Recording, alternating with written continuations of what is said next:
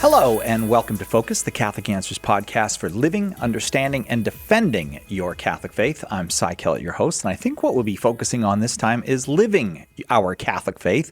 I was going to say your Catholic faith, but I share that Catholic faith with you, and living it in a way that makes a difference in the world, in the lives of other people. And there's more and more interest these days in things like social justice and lifting up marginalized communities. The Pope talks about it. Everybody talks about it. It's everywhere in the secular media, in the Catholic media. And the Catholic Church actually has significant and important contributions to make in this area, things that will be helpful to help avoid errors, avoid spinning wheels, avoid even doing damage when trying to be helpful in the development of all the different areas of the world, whether it's here in the United States or around the world. To help us talk about that, we've invited Jim Cavnar. He's the co-founder of Cross Catholic Outreach, which has a mission to mobilize the global Catholic Church to transform the poor and their communities materially and spiritually for the glory of Jesus Christ. Thanks, Jim, for being with us. Good to be with you, Cy. So everybody's talking about development. Everybody that's we were just doing an interview before with someone who's in investing, and people want to invest in a way that's good for the environment and good for developing communities and marginalized communities and all that. What does the Catholic Church have to offer in all this? Well, the Catholic Church has a long history of teaching, what we call Catholic social teaching, that goes back to the 1890s, when Leo XIII published his famous encyclical Rerum Novarum, and it goes all the way forward to today.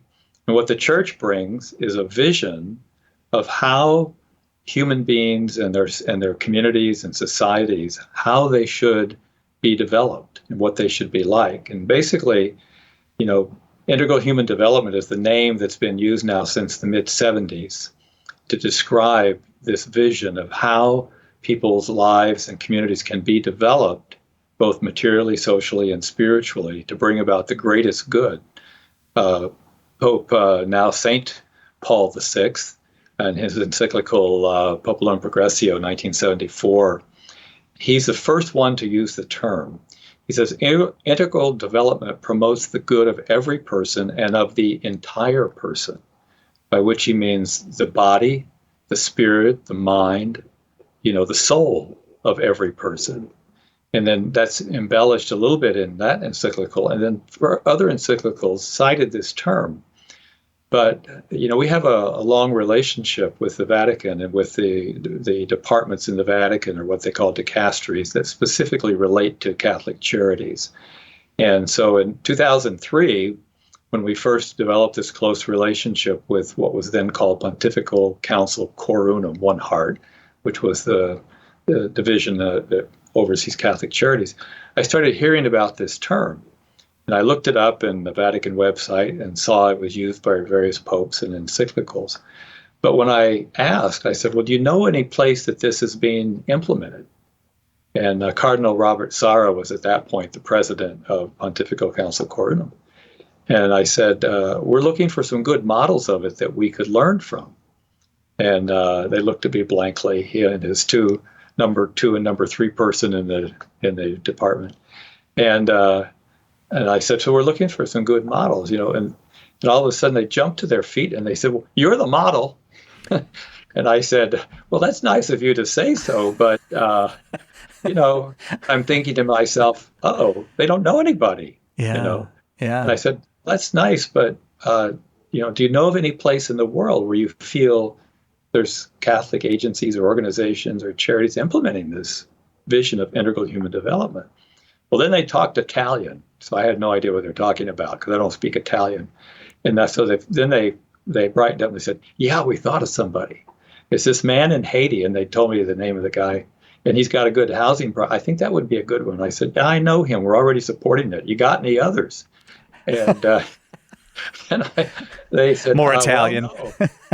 Yeah, okay. I said, well, no. I said, well, I brought write-ups, reports that I've done on 3 of our partners overseas that I think are great examples of what you and the popes are talking about, that are really implementing this. They don't even know the term, but just because they're committed Christians They and they came to it. love people and they want to help, they're doing it. It Yeah. just comes out of knowing God, knowing the Scripture, loving people, and they're doing what you're talking about.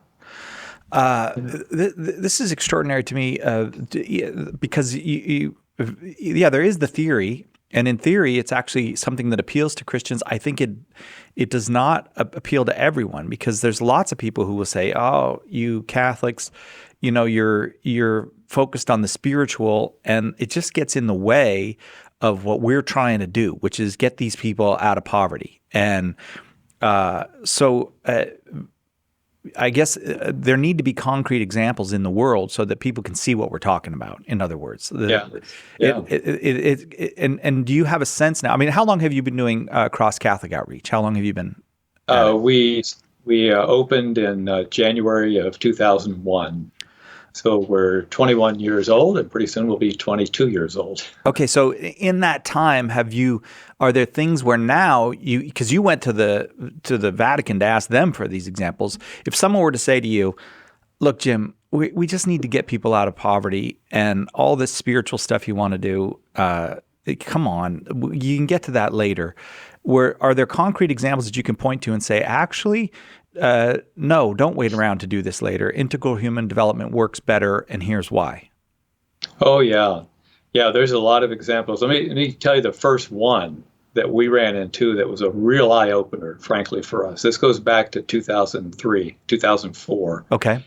And I got a request from an organization in the Philippines. We had a number of projects in the Philippines, and our project officer was there and met someone from an organization called Couples for Christ.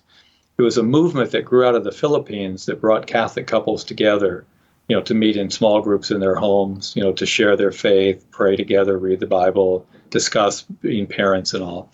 And they had launched in 2003 an outreach to the poor and in the slums in the Philippines to transform the slums. So they were looking for somebody who could provide funds to build houses to replace these rundown shacks in the slum. And they wanted only $2,500 to build these houses. So we said, fine, they wanted doing it for 50 families. So we sent them the money, and a few months later, we get back these photos of the houses, and we get the before photos of the shacks, and they're what you would expect.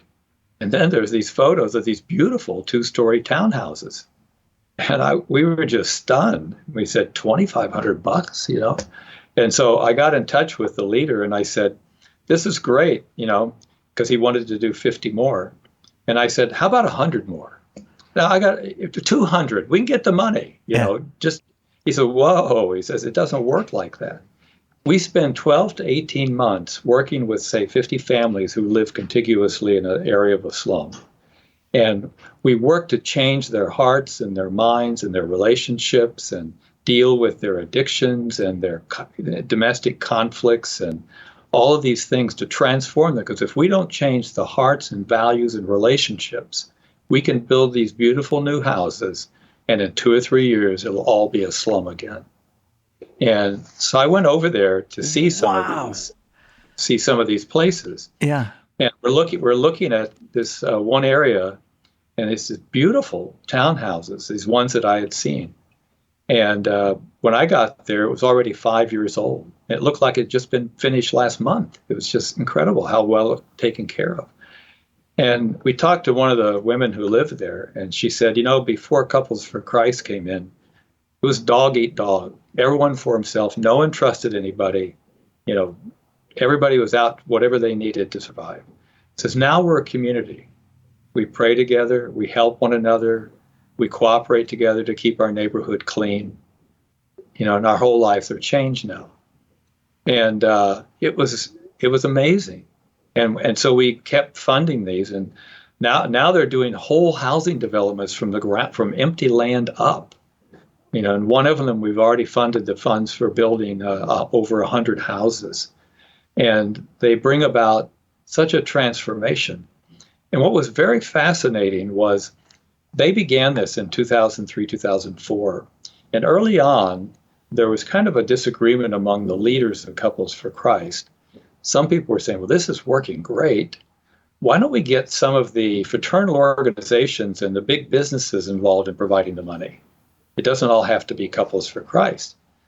And so, there was a real disagreement for a while, but it led to them splitting off a separate branch that did everything the same in terms of getting people together, getting them to cooperate together to build the new houses, but they left behind the entire spiritual program.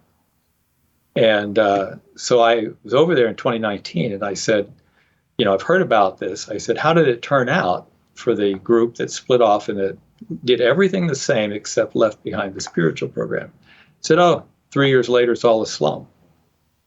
And I said, really? Can you send me some photos of this? And so I got a couple photos, and they're right. It all looks like a slum again. And 3 years before, it looked like those first photos. And so this is what developmental economists call a natural experiment that developed. Yeah. And so we got to see it for ourselves. Now we see it elsewhere. I was in Kenya, and I was meeting with a couple of Franciscan sisters who had a few years before started a ministry to young people out of high school but living in one of the worst slums. Nairobi is ringed by 5 really terrible slums. You add them together, it's the biggest in the world and worst in the world. One of them is the Humura slum, and so they live on the edge of it. And so we've been supporting them for a while, but I'd never visited personally, so I was there in 2019. And so I went to see this class they were teaching with about 100 young people there. It's called a values reorientation class. And it's to teach different values from the values that they have, okay. So I'm thinking, oh, that looks good. The signs on the wall, the values they teach, responsibility, faithfulness, integrity, and all, and, look good, honesty. And so we were guests, and so they asked us to bring some greetings, say a few things, and they all speak English, and so we did. And then they said, well, we wanted you to meet a few graduates. So we and they said, by the way, the people we're going to meet, these are, they were surviving in the slum by robbery, doing drugs, prostitution, theft, so that's just so you know where they come from. So we go and meet these dozen young people. And so we get introduced, and then the sisters say, let them share some of their stories. So a young man stands up and he says, I live in the slum. I used to do a lot of bad things. And I'm thinking, okay, I know the inventory of bad things that I was just told they used to do. And he says, but I just finished a program to be trained as a chef. And I just got my first job as an assistant chef at a restaurant. And I'm hoping within a few years to save enough money to open my own restaurant. And I just want to praise and thank God for how he's changed my life. If it weren't for the grace of God, I couldn't possibly do this. And then a young woman gets up and says, I am also from the same slum, and I did a lot of bad things too. And I went through a course to become a cosmetologist, and I've just opened my own salon now. And I'm doing hair and makeup in the salon. And I just praise and thank the Lord for the change in my life. And it went around, and it was always the same. All this change and their new careers. Yeah. And everybody praising and thanking God. And I'm thinking to myself, I saw the course. Where did this come from? These are kids whose lives have been, well, kids compared to me anyway. Yeah. These are, kids whose lives have been transformed by God. And they praise God for it. And they are so openly Christian. I found out later how I met the 8 social workers.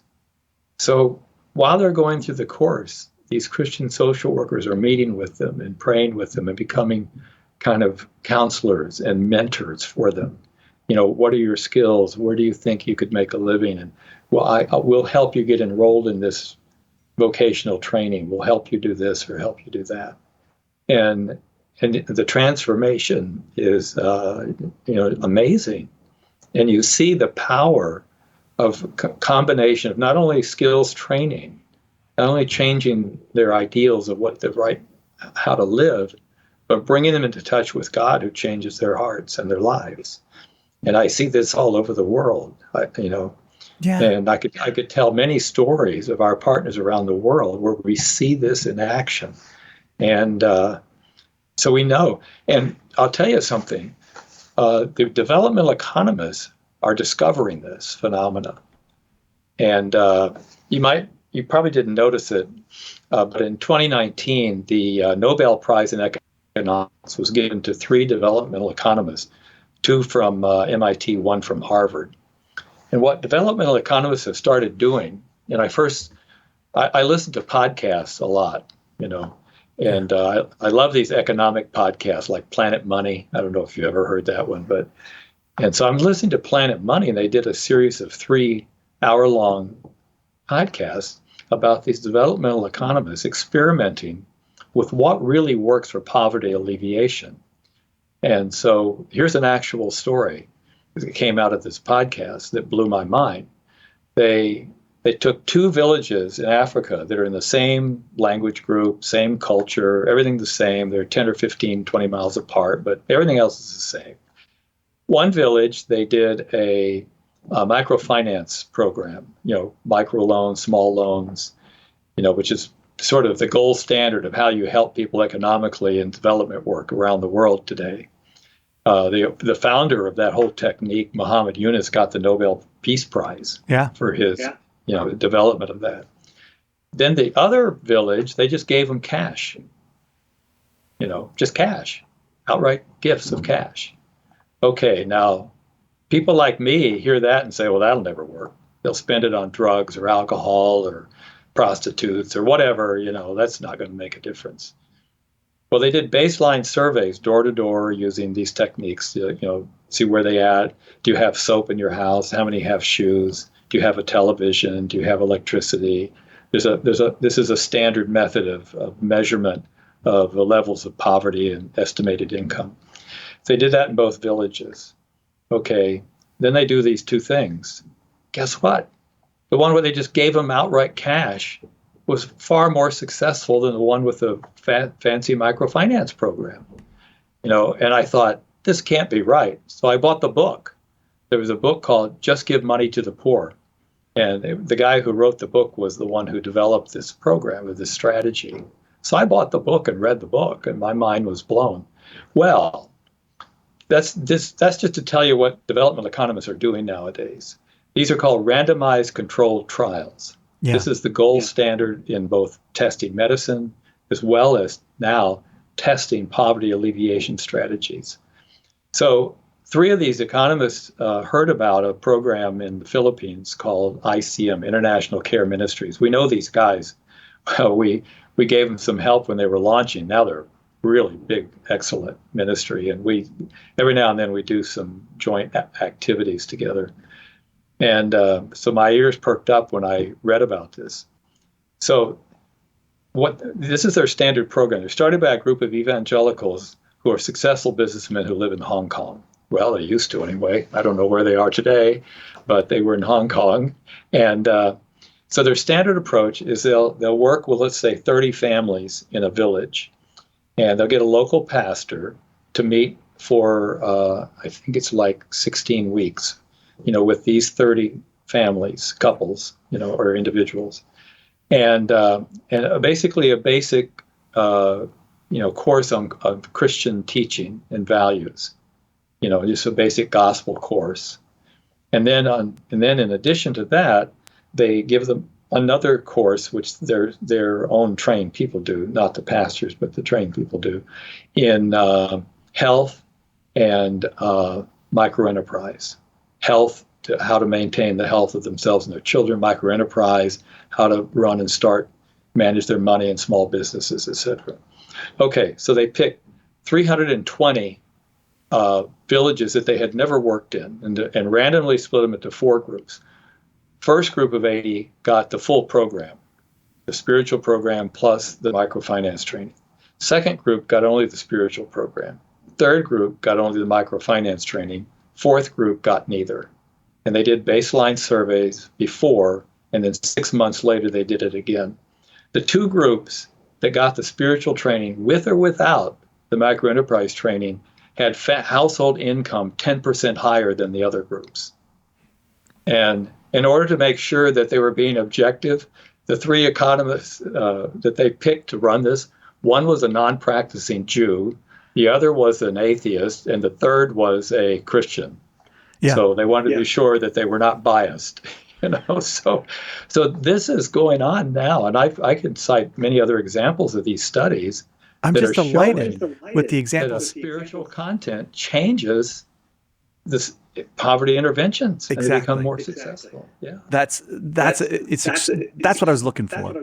Was this evidence, I guess, that we can say these things, that integrated human development is important, but can we show it? And this is what's striking to me about what you're doing at Cross Catholic Outreach, is that you can show it, that this makes a difference. And I have to tell you, it doesn't strike me as all that different from St. Patrick going to Ireland, to tell you the honest truth. I mean, that he brings with him the gospel, and the gospel has this civilizing and kind of an uplifting message. People begin to see their lives differently. Ireland is utterly transformed by this. It doesn't seem so different from the Jesuits going to the Algonquin people, in that Patrick went to stay. He didn't go there on a weekend mission. He went to stay. The Jesuits went to stay. And what they brought with them was a message that wasn't just purely pie-in-the-sky spirituality, but a message of the incarnated God who loves them and wants their lives to be full. What you're describing doesn't seem so far to me from primary missionary evangelization in many places around the world. No, it isn't. And in fact, these developmental economists, I'll tell you another story of what they did. They wanted to see the impact of Christian missions from centuries ago. So they went to this area in South America where the Jesuits, 250 years ago, had been in this area among the Guarani Indian tribes, which now cover about three or four different South American countries, the area that they were in. They were there for 200 years before some French king kicked them out. Didn't want them there. They emphasize education, agricultural training, as well as evangelism, and evangelized and brought these Indians into the church, and got baptized but trained them, and so they improved their state of life, by giving them agricultural training and techniques and methods which were new to them. So 250 years later, they go to the areas that had the Jesuit missions a long time ago, and areas where the same people's groups lived where there were no Jesuit missions. Guess what? In the areas where those Jesuit missions were 250 years later, the levels of academic attainment are much higher than at the levels where they weren't there 200 years ago, and the income levels of the families are 10 to 15% higher. That's the impact of Jesuit missions that, just like you described, combined evangelism and works of mercy and development that help them with meeting their needs. And it had an impact hundreds of years later. The primary difference, Jim, seems to be you're not wearing a Roman collar. You don't have a habit on. That now it seems that maybe the laity are being called into this integral human development in a way that we're being asked to maybe lead this now. Yeah, well, that's certainly true a lot of places in the world that we work, but the church is involved, the clergy also.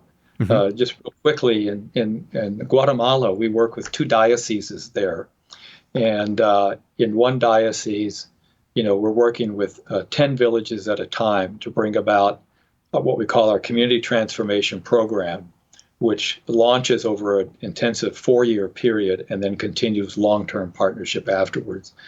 So what we've learned from experience is that in these 2 dioceses, they have a program which the bishops implemented after the bishop synod at the Paracito synod that happened, 10, 12 years ago.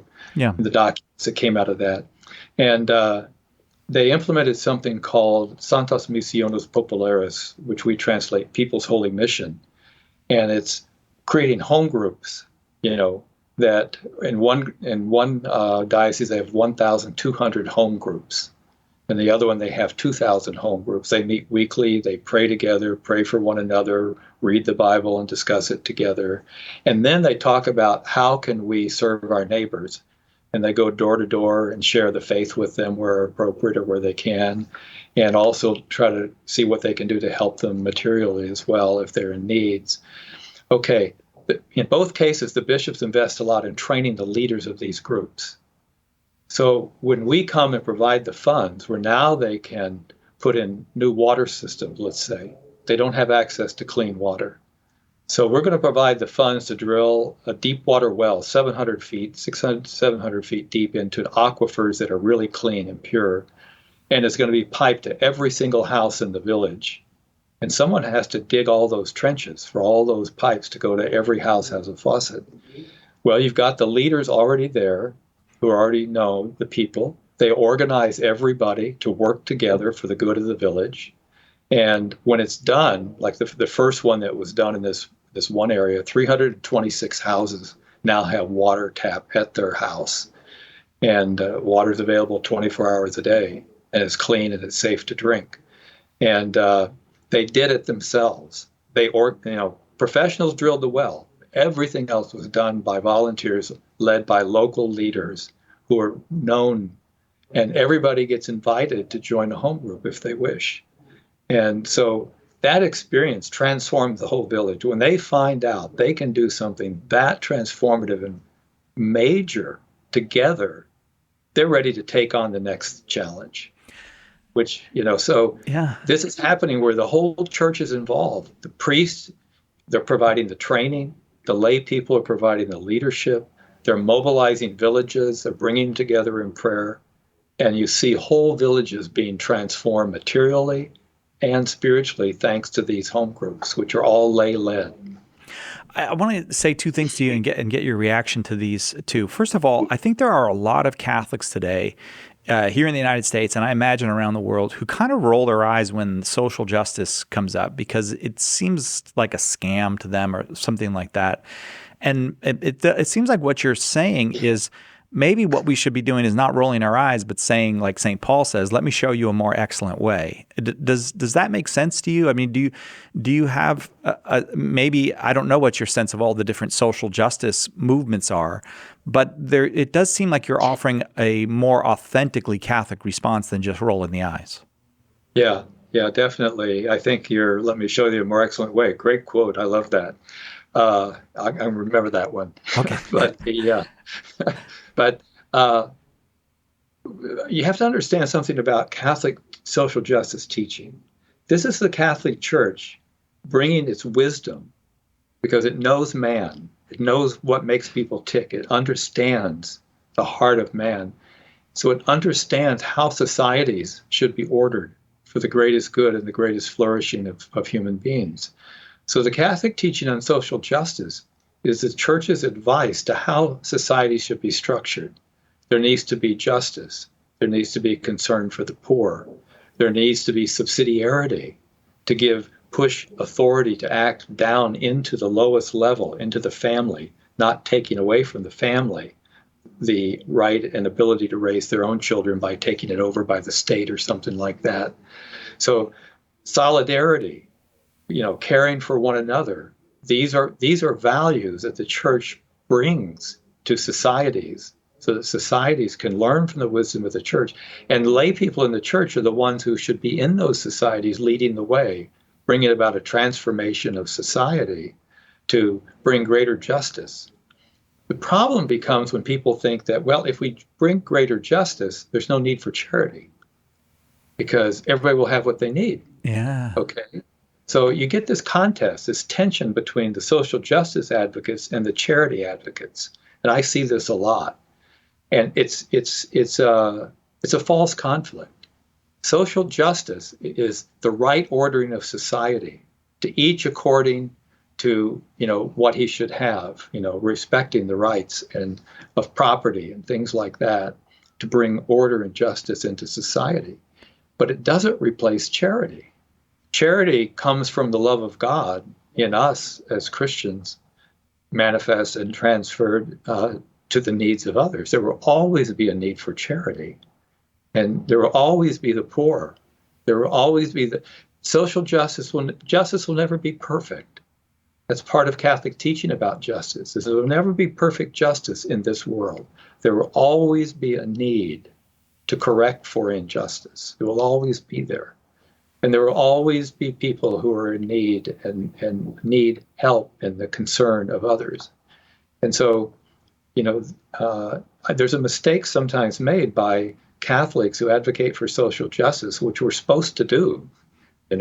Yeah. I mean, right. The way the church teaches it, the way you address injustice is by speaking about it, by calling attention to it, by revealing it to be unjust, and that's what we do. That's what the church does. And that's what active Catholics who are engaged in doing it. The mistake is thinking that, well, gee, if we get a just society, there's no need for charity. Number one, there never will be the perfectly just society. And number two, there will always be a need for charity. Yes. Because charity goes beyond just justice. Charity goes to mercy and forgiveness and reconciliation, and goes to the quality of life and the relationship between people. So in those slums, social justice built everybody a new house and got them water because they're entitled to it. Charity did all that, but then brought to them love. Yes, right. It's just a magnificent witness. All right, so the second thing I want to throw out at you is, and I think many people will have a similar question, so I'm going to focus it on my situation, but many people, I think this can apply to almost everybody. Pope Francis calls us to go out to the margins. We've gotten this call from Pope Francis to do this. Most of us live and experience our Catholic life in the parish. And my parish, for example, there's lots of people who are doing very well, lots of people who are struggling mightily in my parish. So is this model of integral human development that you've taken in this lay apostolate you have, the cross-Catholic outreach, and that you've seen employed so many other places, is it applicable in the parish where Catholic life happens for most people? Well, you do have to go out. Yeah, there's a need within the parish for charity and care, because we all have elderly. We all have members of our parish who are not doing well, a widow who doesn't have the income that she used to have, and a divorcee who has 72% less income than she had before the divorce. And there's always need, to help people in need and address their immediate need. And there's also always a need to work for justice for people who have been victims of abuse, neglect, whatever. However, we need to look beyond just that. We spend the first hour of every day with our staff on spiritual formation. There's an opening devotion given by, everybody gets a turn, gets their 15 minutes to give a spiritual devotion, and the rest. Well, today happens to be book study day. So I'm in a book study, and we're reading the book called Saints and Social Justice by Brandon Vaught. And it's an excellent book because it has all these stories of various saints. Mother Teresa was the first one, of course, and how they model various aspects of Catholic teaching, of Catholic social teaching. So today our what came out of the discussion, we were reading about, I won't go into the St. Francis of Rome, but nobody knows. It would take a while to explain why it's relevant. But what came out of that is, to what degree should we use our own homes to take in the homeless? In other words, in Isaiah 58, the prophet Isaiah says, "This is the fasting I want, says the Lord, to share your bread with the hungry, to bring the homeless poor into your home." And it goes on. The first time I took that seriously years ago and read that, I really felt convicted. I have an asset. I have a home, and so my wife and I have taken homeless in. that have lived with us sometimes as long as 2 years. And one of the other women said, yeah, I've been doing that myself. And my husband was sort of reluctant at first, but we took this woman in who I met on the streets and helped her get established. And, in other words, we have assets that we can address on a personal level, the needs. I had a men's and women's group years ago, and there was a woman who used to, literally a bag lady, who walked around at night with everything in a shopping bag, going from all-night restaurant to all-night restaurant, and then slept in the women's room couch during the day at a local theater, and so our group decided, let's help her. So we got together, we found her social worker, learned more about her. She's, mentally ill, and arranged with her social worker, to get her an apartment, bought her a coat, because it's, we were in Michigan at the time. It gets cold, and she obviously had a pretty raggedy coat, and and met her and talked with her, and eventually, went with her to the apartment that we were paying for, and the social worker was going to, help her get settled in this apartment. It's a complicated story. She didn't last. She ran away, went back to the streets. My wife took her into the department store to buy the coat, and she's schizophrenic and hears voices, and, a lot of the homeless people are. And my wife took her into the department store, and of course, it was a department store down the area where she walks around. So they kind of knew who she was, so people kind of backed away, got her this nice new coat. And a week later, we saw her walking down the street wearing the nice new coat on top of her old coat. Yeah. But, my wife was a psychiatric nurse, so we've taken psychotics into our house and things like that. But we just had this honest discussion of what could we do, to reach out to the needy and the homeless, and should we do that? And we had a couple people who've actually done it. And, I knew a Episcopal church in Houston years ago, as that neighborhood turned into a slum and all the churches moved to the suburbs. They stayed put. And the couples with kids would bring mature single people in to live in their house to fortify the house, and they took in homeless people, schizophrenics, drug addicts, and to help them into their own home. Yeah. And in fact, our second adoptive child came from one of their houses. Isn't that They took a woman in who was a drug addict, an alcoholic, and homeless and pregnant. And when she had her baby, she signed over the rights to have it adopted by a Christian family. And I got a call saying, we know you adopted one black kid. Do you know anybody else who might adopt one? I said, yeah, we're actually in a home study to adopt a second one. So we were beneficiaries, and but yeah, I do think we need to take more seriously, reaching out and going to the margins. In my own parish, there were some Spanish-speaking members of our parish who realized there was kind of an encampment of trailers and this kind of a thing, where a bunch of Spanish-speaking immigrants on the edge of where our parish was. So they started going there on a regular basis. They would take some food and they would take their Bibles and have a Bible study with them. And they just would go back, every week, and got to know them. And some of the kids got baptized as a result. And they mobilized other people in the parish to help contribute to take some food to them. And so it's just people in the parish on their own. It was just one family, the grandmother, the mother, and her daughter and her granddaughter, or her daughter. So it was from a grandmother down to the great-granddaughter. They were the ones that first reached out and got several other people to help them. Why not? Yeah, right. That's exactly it. Why not? And it does seem like if we've got this theory of integral human development, we need some humans to take up the call and do it. And I'm so grateful that you took the time with us. I'm very grateful for Cross Catholic Outreach and the work you do.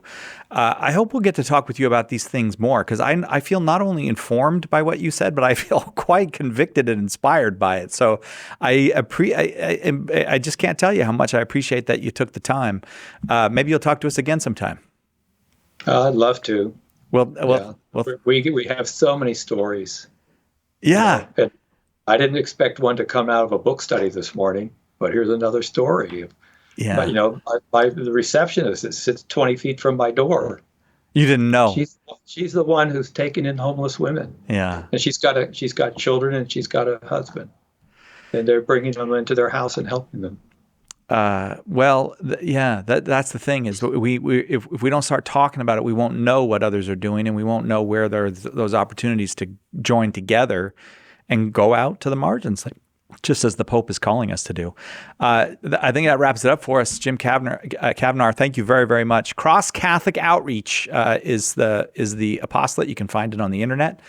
Find out what they do, and let's take up this call to integral human development a more excellent way. Thank you again, Jim. Thanks very much, Cy. It was great to be with you. Thanks, everybody who listens. I hope you enjoyed this episode. If you'd like to make a comment on it, send us an email. focus@catholic.com is where you can send that email. If you've got an idea for a future show, we'd love to hear that as well. And you know the drill. Wherever you're watching or listening, if you give us that 5-star review, maybe a few nice words, that helps to grow the podcast. And you can always support us financially. It does cost a little bit of money to do what we do. And lucky for us, people give us a little bit of money. You can do that at givecatholic.com. I'm Cy Kellett, your host. We'll see you next time right here on Catholic Answers Focus.